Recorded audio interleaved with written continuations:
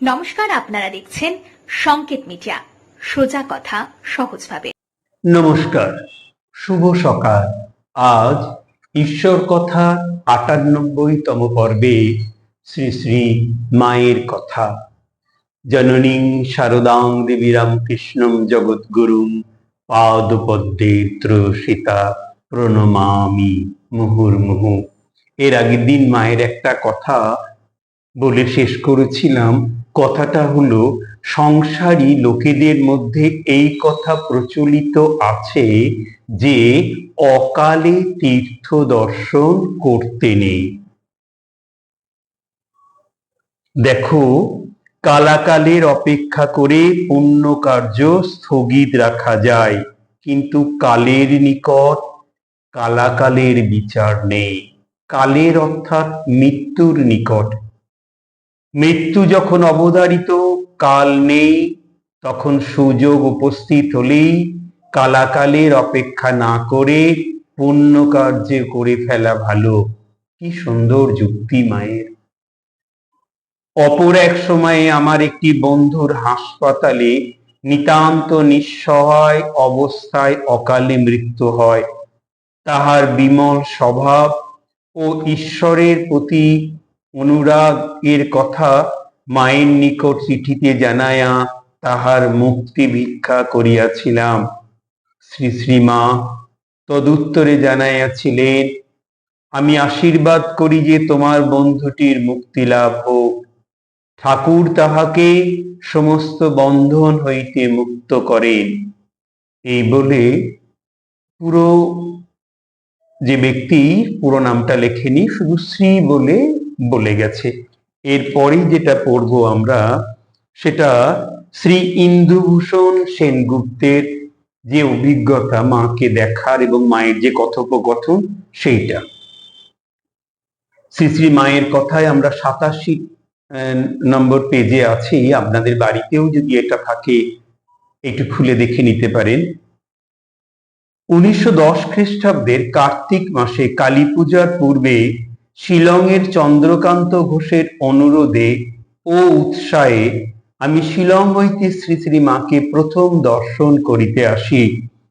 কলিকাতা আসিয়া জনৈক বন্ধুর সহিত, ইনি পূর্বেই শ্রী শ্রী মায়ের কৃপা লাভ করিয়াছিলেন, উদ্বোধনের বাটিতে যায়। শ্রী শ্রী মাকে দর্শনের পর উক্ত বন্ধুটি হঠাৎ আমার দীক্ষার কথা মায়ের নিকট উপস্থাপিত করেন। উত্তরে মা বলিলেন, বেশ তো, কালকে হবে। হঠাৎ এ উত্তরে আমি প্রথমে চমকিয়া উঠিলাম, কারণ আমি দীক্ষার কথা বলিতে তাহাকে বলি নাই এবং আমার মনেও দীক্ষার কথা ওঠে নাই। যাহা হোক, পরদিন নির্দিষ্ট সময়ে পুনরায় তথায় যাইলাম। শ্রী শ্রী মাকে প্রণাম করিয়া শ্রীপাদ পদ্মে পুষ্পাঞ্জলি দিতে যাইতেছি, তখন শ্রী শ্রী মা বলিলেন, এখন নয়, আমি বলে দেব কখন দিতে হবে। দীক্ষা হইয়া গেলে পর মা পা দুটি আমার সম্মুখে স্থাপন করিয়া তিনি বলিলেন, এখন দিতে পারো। পুষ্পাঞ্জলি দিয়া আমি অকপট ভাবে বলিলাম, আমি যে ফুল দিয়ে পুজো করলুম, এ আমার ভক্তি বিশ্বাস থেকে নয়, চন্দ্রকান্ত বাবু আমায় শিখিয়ে দিয়েছিলেন। তিনি যেরূপ বলে দিয়েছেন তাই মাত্র করে গেলুম। চন্দ্রকান্ত বাবুই আমাকে এখানে পাঠিয়েছেন। শ্রী শ্রী মা সহাস্যে বলিলেন, চন্দ্রকান্ত তো তোমার ভালো পথই দেখিয়েছে বাবা। এই বলিয়া সস্নেহে আমার মাথায় হাত দিলেন। ইহার পর একবার শ্রী শ্রী মাকে দর্শন করিতে গিয়া কথাবার্তা বলিতেছিলাম। কথায় কথায় দুঃখ করিয়া মাকে বলিয়াছিলাম, মা, সাংসারিক নানা ঝঞ্ঝাট, তার উপর চাকরি আছে, কাজেই জপ তপ আর হয়ে ওঠে না, মনের উন্নতিও হচ্ছে না। মা অভয় দিয়া অমনি বলিলেন, এখন যাই হোক, শেষটায় ঠাকুরকে আসতেই হবে তোমাদের নিতে। তিনি নিজেই বলে গেছেন, তার মুখের কথা কি ব্যর্থ হতে পারে? যা প্রাণে আসে তাই করে যাও। আমি বললাম, মা, যারা তোমার কাছে দীক্ষা নিয়েছে তাদের নাকি আর আসতে হবে না? মা বললেন, না, তাদের আর আসতে হবে না। তোমরা সর্বদা জেনো তোমাদের পেছনে একজন রয়েছেন। আমি বললাম, মা, তোমায় পেয়েছি, এই আমাদের ভরসা। মা বললেন, তোমার চিন্তা কি বাবা, তোমাদের কথা আমার খুব মনে হয়। আর একবার গোয়ালপাড়া মাঠে শ্রী শ্রী মায়ের সহিত কথা প্রসঙ্গে মাকে বলিয়াছিলাম, মা, সাধন ভজন কিছু হয়ে উঠছে না। মা অভয় ও আশ্বাস দিয়ে বললেন, তোমাকে কিছু করতে হবে না, যা করতে হয় আমি করব। বিস্মিত হইয়া বলিলাম, আমায় কিছু করতে হবে না? মা উত্তরে বললেন, না।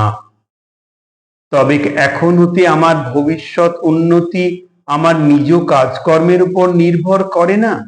মা উত্তরে বলিলাম, না, তুমি কি করবে? যা করতে হয় আমি করব। শ্রী শ্রী মায়ের এই অহেতুক কৃপায় আমি নির্বাক হইলাম। পুনরায় কথা প্রসঙ্গে মায়ের পায়ের ব্যথা কথা উঠিল।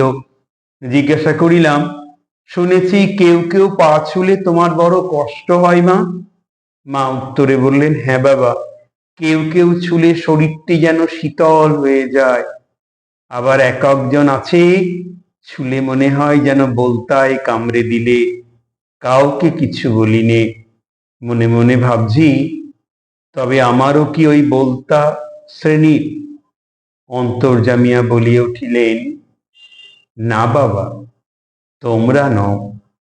ইহার মাসখানিক পরে পুনরায় রথযাত্রা ছুটিতে কোয়ালপাড়া মাঠে যায়।